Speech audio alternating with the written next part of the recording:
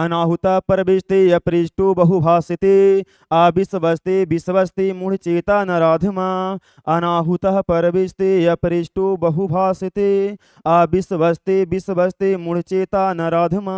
देखिए अनाहुता माने क्या होता है? अनाहुता के मतलब होता है बिना बुलाए। अब परविष्टि के मतलब प्रवेश करने वाला, बिना बुलाए प्रवेश करने वाला। यहाँ पे जो महामंत्री विदुर हैं उनसे प्रश्न पूछते हैं धृतराष्ट्र कि धृतराष्ट्र हमको ये बताइए कि मूर्ख किसको कहा गया है, नीच कौन इस धरती पर है नीच किसको कहा जाता है ना, मनुष्य में नीच कौन माना जाता है? उन्होंने बोला कि हे राजन, अनाहुता परविष्टि, जो बिना बुलाए प्रवेश करता है, मतलब हम बुलाए भी नहीं, अब हमारा यहाँ आ गया, जो बिना बुलाए प्रवेश करता है। अपृष्टो बहुभाषते, अपृष्टो के माने बिना पूछे, बहुभाषते के मतलब बहुत ज्यादा बोलना, है ना, बिना पूछे बहुत ज्यादा बोल रहा है उसे कुछ पूछे भी नहीं है, हमें दो आदमी बतिया रहे हैं, कुछ पूछे भी नहीं है और आके शुरू हो जाता है, तो उसको नीच कहा जाता है। अविश्वासते विश्वासती, और जो अविश्वासी व्यक्ति पर क्या करता है? विश्वास करता है। जिसने आपके भरोसा को तोड़ दिया है बहुत बार, आप फिर भी उस पर भरोसा कर रहे हैं, तो आपसे बड़ा कोई नीच नहीं है।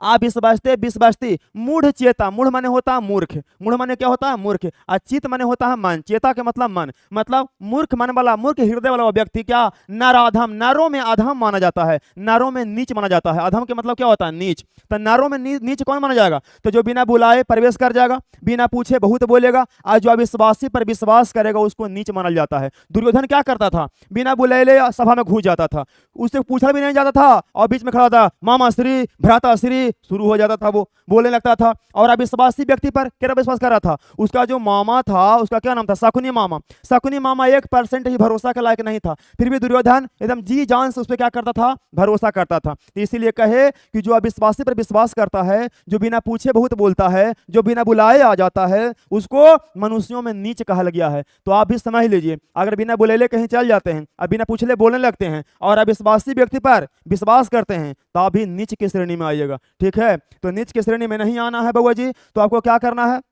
बिना बुलेले कहीं जाना नहीं है, बिना पूछे बोलना नहीं है और अविश्वासी व्यक्ति पर विश्वास नहीं करना है, न तो आ जाएंगे नीच की श्रेणी में।